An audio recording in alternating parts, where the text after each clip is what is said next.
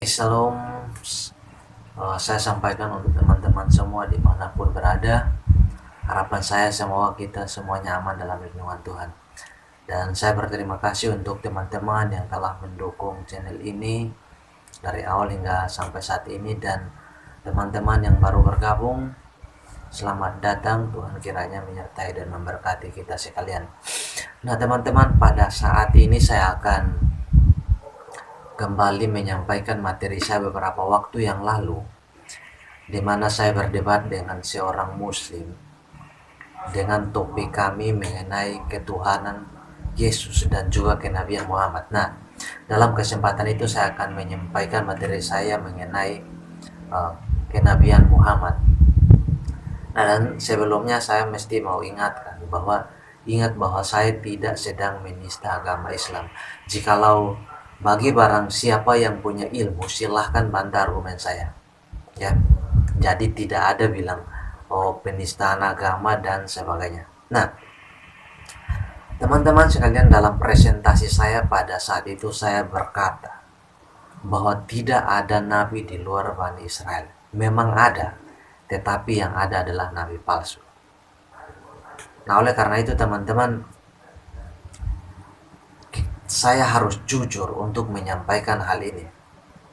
Nah, kemudian saya juga mengutip Ulangan pasal 18, karena saya tahu bagian itu seringkali didatangi oleh para muslim dan mengatakan bahwa bagian tersebut menubuatkan mengenai Muhammad. Tetapi pada dasarnya bagian tersebut tidak pernah berbicara mengenai Muhammad. Karena apa? Ingat bahwa konteks di saat itu adalah orang Israel ketika mereka keluar dari tanah Mesir.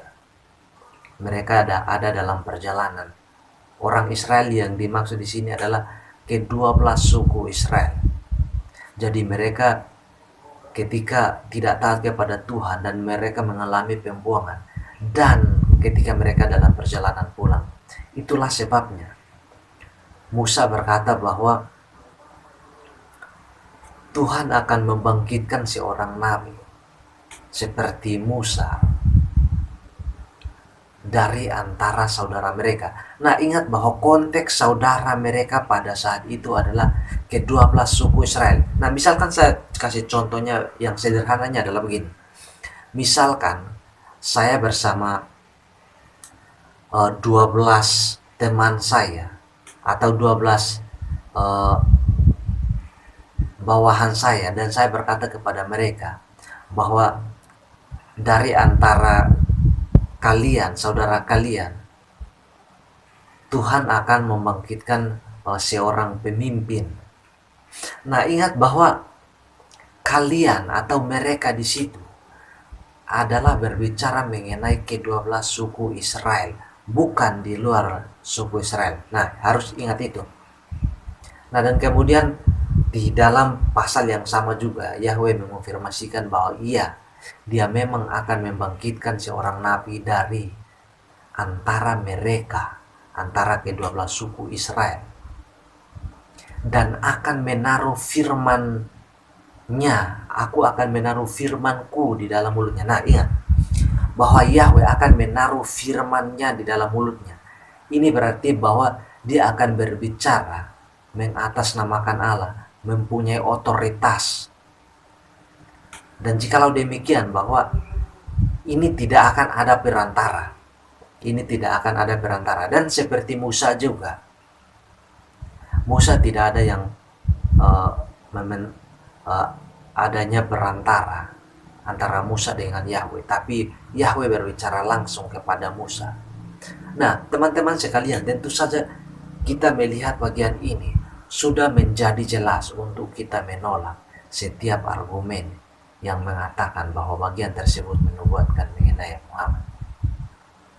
Nah, kemudian di dalam perjanjian baru, tentu saja kita semuanya tahu bahwa perjanjian baru jelas mengajarkan bahwa tidak ada lagi nabi.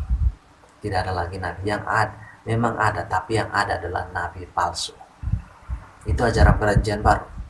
Kemudian misalkan saya kasih contoh Ibrani pasal 1 ayat 1 sampai 4. Di situ dikatakan bahwa pada mulanya Allah berbicara melalui nabi-nabi, tetapi pada akhir zaman dia berbicara melalui perantaraan anaknya. Nah, ini berarti bahwa Allah hanya berbicara melalui nabi-nabi dan yang terakhir adalah anaknya. Nah, itulah sebabnya kita harus menolak. Nah, teman-teman sekalian, namun kita tidak menutup kemungkinan, maka kita harus membahas mengenai Muhammad dan bagaimana ia bisa dikatakan sebagai seorang nabi. Nah, teman-teman sekalian, jikalau kita melihat di dalam Al-Quran, di dalam surat Al-Alaq 96, dari bagian pertama sampai bagian ketiga, 1 sampai 3, di situ menuliskan mengenai bagaimana Muhammad menerima wahyu. Nah, kemudian mengenai bagian ini juga ditulis atau direkam di dalam hadis Sahih Bukhari 4572. Nah, di dalam hadis tersebut menceritakan bahwa pada awalnya diawali dengan sebuah mimpi, tapi sepertinya tidak bermimpi gitu, seperti melihat sesuatu menyerupai belahan cahaya subuh. Nah, pada saat itu Muhammad pergi setelah melihat itu, maka membuat perasaan Muhammad untuk menyendiri. Itulah sebabnya ia pergi bermalam di Gua Hira, membawa bekal. Sampai habis bekal dia kembali lagi hingga turunnya wahyu, yaitu dikatakan bahwa didatangi seorang malaikat yang bernama Jibril. Lalu di situ Muhammad diminta untuk membaca. Bilang, bacalah. Muhammad bilang, saya tidak bisa membaca. Lalu di situ dikatakan bahwa malaikat itu menariknya dan membuatnya kesesakan, mencekiknya atau menidihinya, dan Muhammad merasa setengah mati. Namun tetap Muhammad tidak bisa membaca, dan itu diulangi sampai 3 kali. Sampai 3 kali pun Muhammad tidak bisa membaca. Nah, kemudian ketika setelah itu, maka Muhammad kembali ke rumah dan kemudian menyuruh Khadijah untuk menyelimutinya. Nah, di dalam cerita tersebut, pada saat itu Khadijah membawa Muhammad ke pamannya yang bernama Waraka bin Naufal dan menceritakan masalah yang terjadi dengan Muhammad. Kemudian di dalam hadis yang sama memberitahukan kepada kita bagaimana wahyu diturunkan. Nah, di situ dikatakan bahwa ketika aku tengah berjalan, tiba-tiba aku mendengar suara yang berasal dari langit. Maka aku pun mengangkat pandangku ke arah langit. Ternyata di atas terdapat seorang malaikat yang sebelumnya mendatangi ku di Gua Hira, tengah duduk di atas kursi antara langit dan bumi. Aku pun lari darinya dan segera pulang menemui keluargaku seraya berkata, selimutilah aku, selimutilah aku. Nah, teman-teman sekalian, ketika kita melihat bagian ini, ada sesuatu yang mengganjal. Pertama, yaitu bahwa malaikat yang mendatangi Muhammad itu adalah utusan dari Allah Subhanahu wa Ta'ala. Nah, jikalau Allah Subhanahu wa Ta'ala tahu bahwa Muhammad adalah seorang yang tidak bisa baca. Mengapa ia menyuruhnya untuk membaca? Mengapa ia harus disuruh untuk membaca? Toh dia tidak tahu. Lalu jikalau udah tahu dia tidak tahu, kenapa harus 3 kali? Kenapa harus 3 kali? Toh pada akhirnya juga tidak tahu membaca.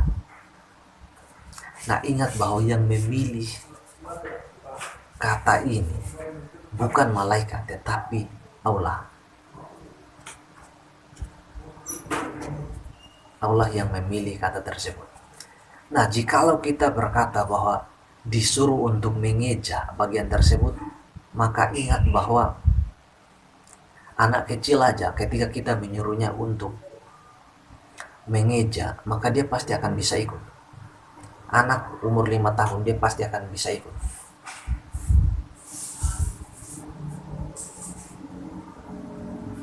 Nah, saudara harus perhatikan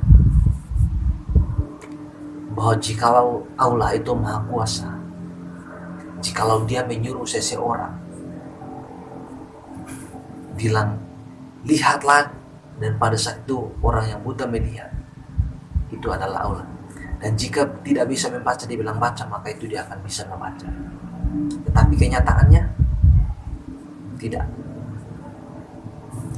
Nah, teman-teman sekalian, kemudian di dalam Al-Quran Allah menentang orang Arab untuk membuat Quran di dalam Al-Baqarah 2 ayat 23. Ya, silahkan akses untuk melihat sendiri. Dunia keterbukaan, jangan bilang nanti bilang saya bohong. Silahkan lihat Al-Baqarah 2 ayat 23. Di situ Allah menentang semua orang Arab untuk membuat suatu surat yang kualitasnya sama dengan Quran. Dan tantangan yang sama juga diberikan oleh Allah di dalam Quran Al-Ijrah 17 ayatnya ke 88. Di sana dikatakan bahwa katakanlah sesungguhnya jin dan manusia berkumpul untuk membuat sesuatu yang serupa dengan Al-Quran. Al-Quran ini mereka tidak akan membuat serupa dengan sekalipun mereka saling membantu satu sama lain.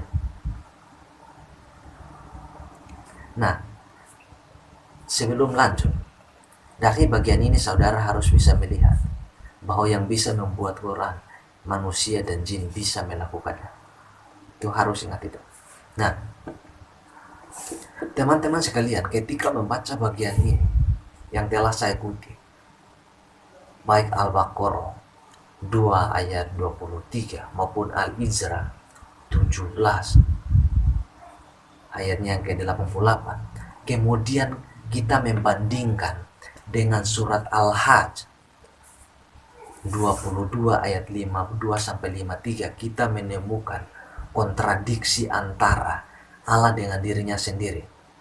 Karena siapa saja dapat membuat Quran, bahkan setan pun bisa. Nah, surat Al-Baqarah 2 ayat 23 dan Al-Ijrah 17 ayat 88 memberitahu bahwa yang bisa membuat Quran adalah jin dan manusia. Nah, jin adalah setan. Al-Quran Al-Kahf 18 ayat 50 jelas mengatakan bahwa iblis adalah golongan jin. Silahkan lihat, jangan bilang saya berbohong. Nah, kemudian berdasarkan surat Al-Hajj yang tadi saya katakan bahwa 22 ayat 52 sampai 53, kita menemukan bahwa setan bahkan menaruh perkataannya di dalam mulut para nabi. Nah, orang Muslim percaya bahwa ada 124.000.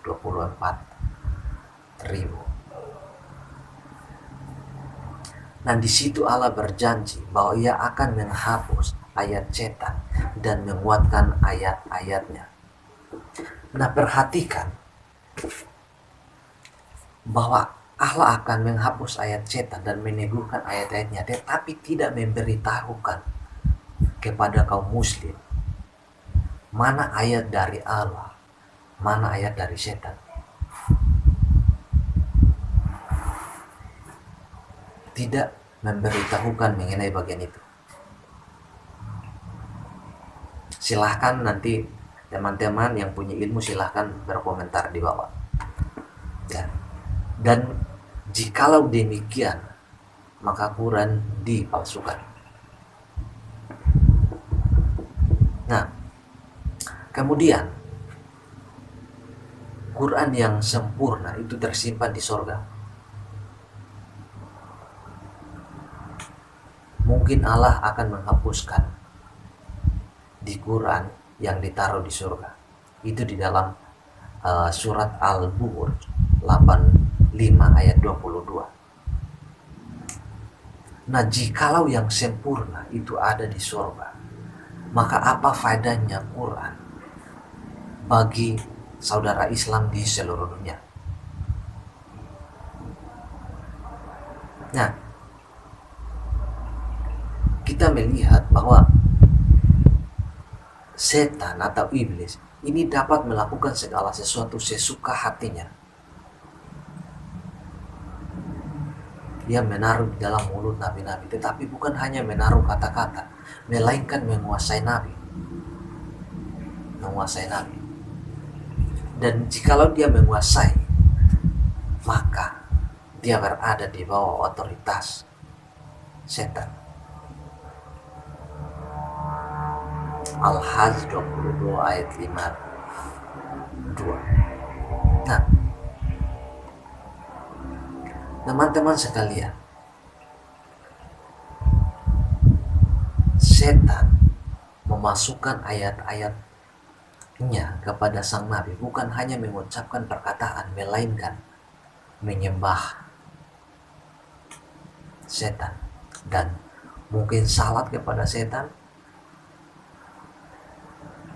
Dan berdasarkan surat An-Najm 53 ayat 19 sampai 20 itu jelas bahwa, dan dalam tafsir dalam Ibn Katsir, tafsir Ibn Katsir volume 5 halaman 442, di situ dikatakan bahwa setan menaruh kalimat di mulut Nabi. Di sana, tidakkah kamu melihat Allah, Al-Uzza dan Manat, yang ketiganya adalah suatu ketetapan untuk memuji mereka dan syafaat mereka harus dimintakan. Muhammad tidak pernah memuji kami, berhala itu, seperti hari ini, dan dia dan ia Muhammad pun ikut membungkukkan badannya bersama kepada berhala tersebut, ketiga anak perempuan Allah. Nah, sebelum lanjut, bahwa Allah bersabda di dalam Al-Quran, Allah Hijr 15 ayat 42. Di sana dikatakan bahwa sesungguhnya kamu iblis tidak berkuasa atas hamba-hambaku kecuali mereka yang mengikutimu, yaitu orang sesat. Nah, ini berarti bahwa Muhammad adalah salah satu dari orang sesat. Dan kemudian Muhammad bukanlah seorang nabi, dan Muhammad tidak dilindungi oleh Allah. Perlindungan Allah tidak ada. Berdasarkan surat Quran Al-Hajr 15 ayat 42.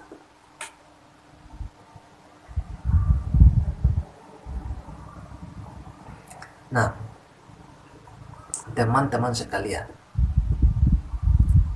ketika kita melihat di dalam hadis-hadis yang lain, misalkan hadis Sahih Bukhari 2939, di sana menceritakan bahwa Muhammad kena sihir. Ada banyak hadis. Nah, dalam hadis tersebut dikatakan bahwa Nabi Shallallahu Alaihi Wasallam telah disihir hingga terbayang oleh beliau seolah-olah berbuat sesuatu padahal tidak. Hingga pada suatu hari beliau memanggil-manggil, kemudian berkata, apakah kamu menyadari bahwa Allah telah memutuskan tentang kesembuhanku? Telah datang kepadaku 2 orang, satu di antaranya duduk dekat kepalaku dan satu duduk di kakiku. Yang satu bertanya kepada yang lain, sakit apa orang ini? Yang lain menjawab, kena sihir. Yang satu lagi, siapa yang menyihirnya? Lalu yang satu lagi menjawab, Labid bin Asam. Yang satu lagi bertanya, dengan cara apa? Dijawab, dengan cara melalui sisir rambut yang rontok saat disisir dan putih kembang kurma jantan. Yang satu bertanya lagi, di mana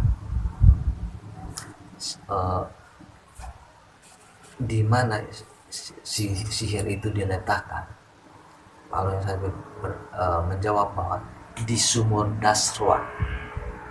Maka Nabi pergi mendatangi tempat itu, kemudian berkata kepada Aisyah, putri kurma bagaikan kepala setan.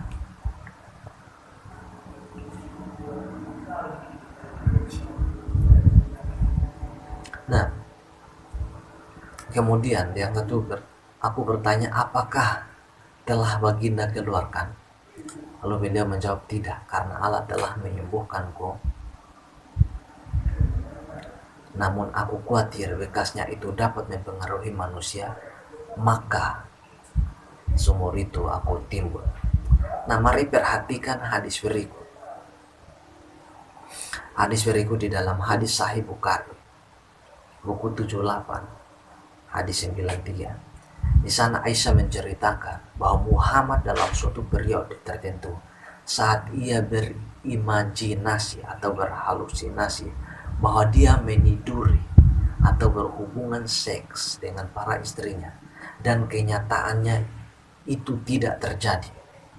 Di suatu hari dia berkata kepada saya, ya Aisyah, Allah telah memerintahkanku tentang yang aku tanyakan kepadanya. Ada 2 lelaki datang menemuiku, satu duduk dekat kakiku dan yang satunya duduk dekat kepalaku. Bertanya yang satu kepada yang lain, lalu bertanya yang satu kepada yang lain bahwa ada apa dengan orang ini? Lalu yang satu menjawab, dia terkena efek teluh. Yang satu bertanya, siapa yang memenuhnya? Yang lain menjawab, Labid bin Asam. Yang pertama bertanya, bahan apakah yang dipakainya? Lalu yang satunya menjawab bahwa kulit cerbuk bunga dari pohon kurma jantan dan sebuah sisir dengan helaian rambut yang menempel kepadanya diletakkan di bawah batu di sumur Derawan. Nah, ini seperti hadis yang tadi juga. Kemudian Nabi pergi ke sumur itu dan berkata, sumur inilah yang aku lihat di dalam mimpi. Pucuk-pucuk palemnya nampak seperti para iblis dan airnya seperti perana henna. Lalu sang Nabi memerintahkan benda-benda itu dikeluarkan. Aku berkata kepada Rasulullah, tidakkah engkau ingin membukanya atau benda-benda teluh itu? Sang Nabi berkata, Allah telah menyembuhkanku dan aku tidak suka menunjukkan tindakan kejahatan kepada orang-orang. Aisyah menambahkan, si tukang teluh itu Labid bin Azam adalah Bani Zurai, salah satu dari sekutu kaum Yahudi. Nah, teman-teman sekalian, lalu ketika kita melihat, kemudian kita melihat hadis Sahih Muslim 3814 yang berbunyi, barang siapa makan 7 butir kurma ajwa pada pagi hari, maka pada hari itu tidak akan kena celaka oleh racun maupun sihir. Lalu Sahih Bukhari 6495, aku melihatmu dalam mimpi sebelum aku menikahimu Aisyah sebanyak 2 kali. Kulihat seorang malaikat menggendongmu dalam sebuah kain sutra. Maka aku berkata, singkapkanlah kain ini. Maka malaikat tersebut menyingkapkannya, dan ternyata engkau. Maka aku katakan, kalaulah ini benar-benar dari Allah, maka laksanakanlah. Kemudian engkau diperlihatkan dalam mimpiku, ada 2 malaikat menggendongmu dalam sehelai kain sutra. Maka aku berujar, singkapkanlah kainnya. Malaikat pun menyingkapnya, dan ternyata engkau. Maka aku katakan, kalaulah ini dari Allah, maka laksanakannya.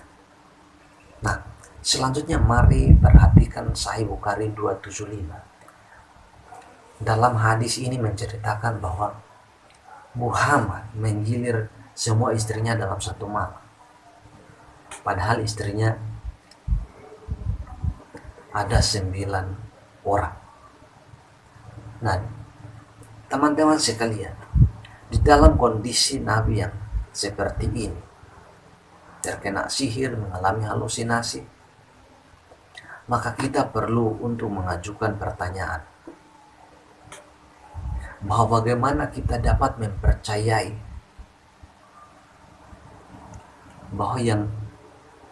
bahwa dia sedang bertemu dengan malaikat itu, dan malaikat itu adalah Jibril. Lalu setelah kita membaca bahwa Nabi sering mengalami halusinasi, maka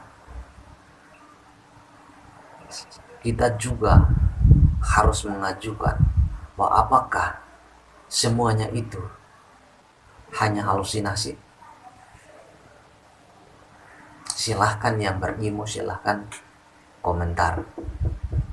Dan ingat, saya sudah ingatkan bahwa saya tidak sedang menista atau memfitnah, karena saya tunjukkan bukti-bukti. Nah, kita melihat bagian ini bahwa Allah ternyata tidak melindungi Muhammad dari setan. Padahal Quran berkata bahwa Allah melindungi Maryam dan anaknya dari gangguan setan yang terkutuk. Itu dalam Ali Imran 3 ayat 36. Nah, apakah Isa lebih dikasihi Allah ketimbang Muhammad? Bukankah Allah telah berjanji untuk melindunginya? Ayat Quran mengatakan bahwa Allah melindungi orang-orang beriman. Karena yang terjadi adalah seperti ini. Maka silahkan berikan komentar. Nah, selanjutnya kita akan melihat bagaimana caranya ketika turun wahyu berdasarkan Sahih Bukhari 3215 buku 59 hadis 26. Aisyah melaporkan bagaimana wahyu turun kepada beliau. Jadi sang dikatakan bahwa terkadang sang malaikat datang kepadaku dengan suara yang menyerupai suara sebuah lonceng yang berdentang. Dan setelah kondisi itu usai, aku mengingat apa yang dikatakan oleh malaikat itu dan jenis wahyu yang ilahinya itu adalah hal yang tersulit bagiku. Dan terkadang malaikat datang kepadaku dalam wujud seorang laki-laki dan bicara denganku, dan aku memahami dan mengingat apa yang dikatakannya. Nah teman-teman sekalian, lucunya adalah di lain tempat Muhammad mengatakan bahwa di dalam sebuah hadis bahwa para malaikat tidak akan menyertai orang-orang yang terdapat suara lonceng bersamanya. Ya, itu adalah hadis Sahih Muslim 2113 bagian A, buku 24 hadis 5277. Abu Hurairah melaporkan bahwa Rasulullah bersabda, para malaikat tidak akan menyertai khalifah yang padanya terdapat seekor anjing dan sebuah lonceng. Dan kemudian yang lebih mengerikan lagi bagi saya, yang dikatakan oleh Muhammad dalam hadis di dalam buku Sahih Muslim buku 24 hadis 5279. Di sana Abu Hurairah melaporkan bahwa Rasulullah bersabda bahwa lonceng adalah instrumen milik setan. Jikalau demikian, silahkan berikan komentarmu di bawah ini. Mau dimulai dari bagaimana wahyu turun kepada Muhammad di Gua Hira, kemudian apa tanda wahyu diturunkan,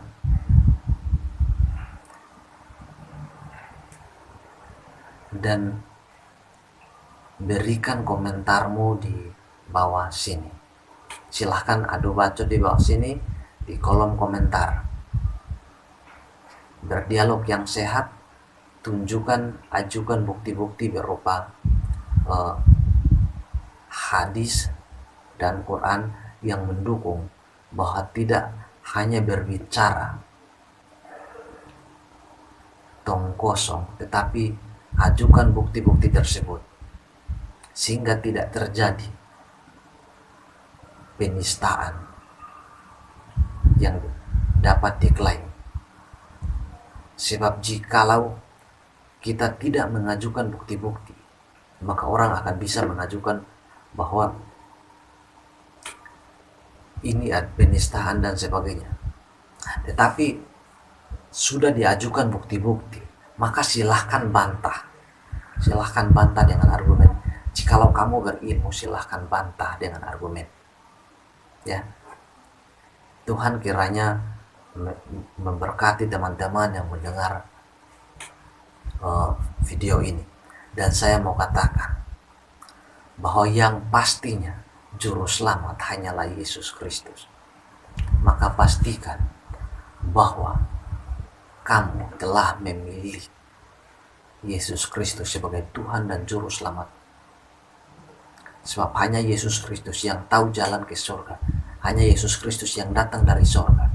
Dan dia yang akan membawamu kembali ke surga. Jikalau ingin pergi ke surga, maka bersama Yesus Kristus kamu pasti akan sampai ke surga. Tuhan kiranya memberkati kita sekalian.